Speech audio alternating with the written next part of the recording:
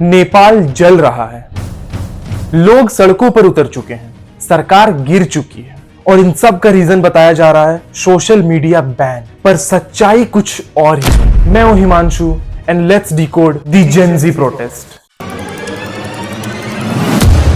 इन सब की शुरुआत होती है 4 सितंबर से, जब नेपाल गवर्नमेंट कई सोशल मीडिया प्लेटफॉर्म जैसे कि YouTube, WhatsApp, Instagram, LinkedIn, Facebook को बैन कर देती है अपने कंट्री से। इन कंपनीज को स्ट्रिक्ट ऑर्डर दिए गए थे कि इन्हें नेपाल गवर्नमेंट के साथ रजिस्टर करना होगा, ग्रीवियांस हैंडलर अपॉइंट करना होगा और फ्लैग कंटेंट को रिमूव करना होगा। और इतना सब कुछ करने के लिए इन्हें सिर्फ 1 हफ्ते का टाइम दिया जाता है। अब देखो, ये कोई नई चीज नहीं है, कुछ टाइम पहले इंडिया में भी ये सेम चीज करी गई थी। बट दिक्कत है यहाँ टाइमिंग की। जहां इंडिया में ये सब कुछ करने के लिए कंपनीज को 3 महीने का टाइम दिया गया था, वहीं नेपाल गवर्नमेंट सिर्फ 1 हफ्ते का टाइम देती है। यहाँ पे एक और ध्यान देने वाली बात है कि सोशल मीडिया प्लेटफॉर्म जैसे कि Facebook, WhatsApp, YouTube, Instagram, LinkedIn, ये सारे अमेरिकन कंपनीज थी जिन्हें ब्लॉक किया गया। वहीं चाइनीज कंपनीज जैसे कि वीचैट, ज़ैलो, टिकटॉक, ये सारे अनबैंड थे। अब इनमें से कुछ तो रजिस्टर्ड थे बट कुछ नहीं भी थे, और शायद इसके पीछे का रीजन अब आता है 8 सितंबर का दिन। हजारों में लोग सड़कों पर उतरते हैं अपना गुस्सा लेके। इनमें से मोस्टली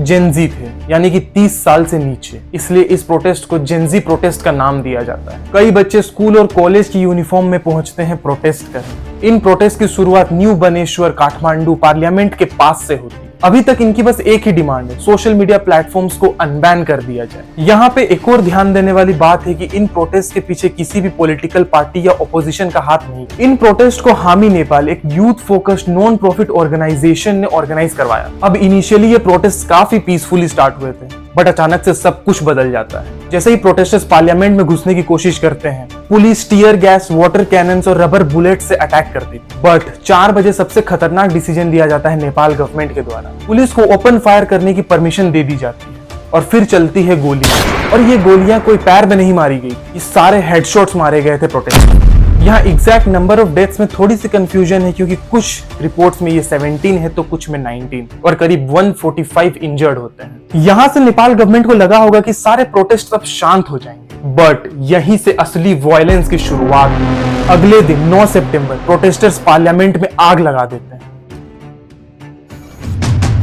सिर्फ पार्लियामेंट ही नहीं, president office, supreme court, political party offices, सब में आग लगा दी जाती है।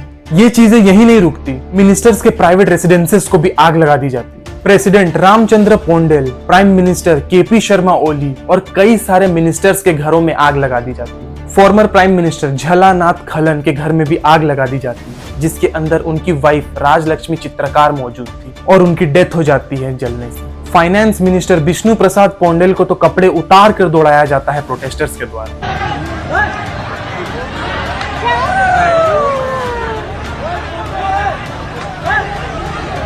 अब इतना सब कुछ होने के बाद कर्फ्यू लगा दिया जाता है काफी सारे जगहों पे। मिनिस्टर्स रिजाइन करना स्टार्ट करते हैं। सबसे पहला रेजिग्नेशन आता है होम मिनिस्टर रमेश लेखक से, फिर agriculture minister, health minister, water supply minister, सब एक एक करके रिजाइन कर देते हैं। एंड फाइनली अब प्रोटेस्टर्स की सुनी जाती है और सोशल मीडिया बैन को हटा दिया जाता है, और 9 सितंबर को प्राइम मिनिस्टर ओली भी रिजाइन कर देते हैं। अब जब जेन ज़ी प्रोटेस्टर्स के सारे डिमांड पूरे हो चुके हैं, तो अब सबको यही उम्मीद थी कि अब शायद प्रोटेस्ट रुक जाएंगे और सब कुछ नॉर्मल हो जाएगा। बट ऐसा कुछ भी नहीं होता। प्रोटेस्ट रुकने की जगह और बढ़ जाते हैं, और यही बाहर आता है असली सच। ये प्रोटेस्ट का मेन रीजन कभी सोशल मीडिया बैन था ही नहीं, बल्कि इसका मेन रीजन था करप्शन। 2006 तक नेपाल एक मोनार्की थी, बट फिर नेपालीज रिवॉल्यूशन होता है और नेपाल को एक सेकुलर डेमोक्रेटिक कंट्री बनाया जाता है। अब पब्लिक को लगा था कि यहाँ से उनके अच्छे दिन आने वाले हैं, बट होता है बिल्कुल उल्टा। करप्शंस और बढ़ जाते हैं और काफी बड़े बड़े स्कैम्स सामने आते हैं, जैसे कि Pokhara airport scams, fake refugee scams और कई सारे। पॉलिटिशियंस उनके बच्चों के साथ करप्शन के पैसों से एंजॉय कर रहे थे, और आम जनता को क्या मिल रहा था? हाईएस्ट लेवल ऑफ अनएम्प्लॉयमेंट, खराब एजुकेशन, खराब हेल्थ केयर और एक बड़ा सा ठेंगा। यहाँ गुस्सा काफी टाइम से लोगों के अंदर धीरे धीरे बढ़ रहा था, और तभी स्टार्ट होता है द नेपो किड ट्रेंड, जहां लोग सोशल मीडिया पे शेयर करते हुए दिखा रहे थे कि कैसे पॉलिटिशियंस के बच्चे अपने लाइफ को एंजॉय कर रहे हैं, लाखों के डिजाइनर बैग्स, शूज और कार्स को यूज कर रहे हैं, वो भी आम जनता के पैसों। और तभी जब सोशल मीडिया प्लेटफॉर्म्स को बैन कर दिया जाता है, तो आम जनता को लगता है कि ये उनकी आवाज को दबाया जा रहा है, और उनके इतने सालों का गुस्सा फट पड़ता है। और हमें देखने को मिलता है the Gen Z protest. But अब आगे क्या होने वाला है? क्या नेपाल का भी हाल बांग्लादेश जैसा हो जाएगा? और आखिर एशिया के हर कंट्री में से सिमिलर प्रोटेस्ट क्यों देखने को मिल रहे हैं? क्या अब बारी इंडिया की है? आप अपने थॉट्स कमेंट में बताओ, और अगर वीडियो चाहिए तो कमेंट करो। हम मिलते हैं नेक्स्ट वीडियो में। Bye bye.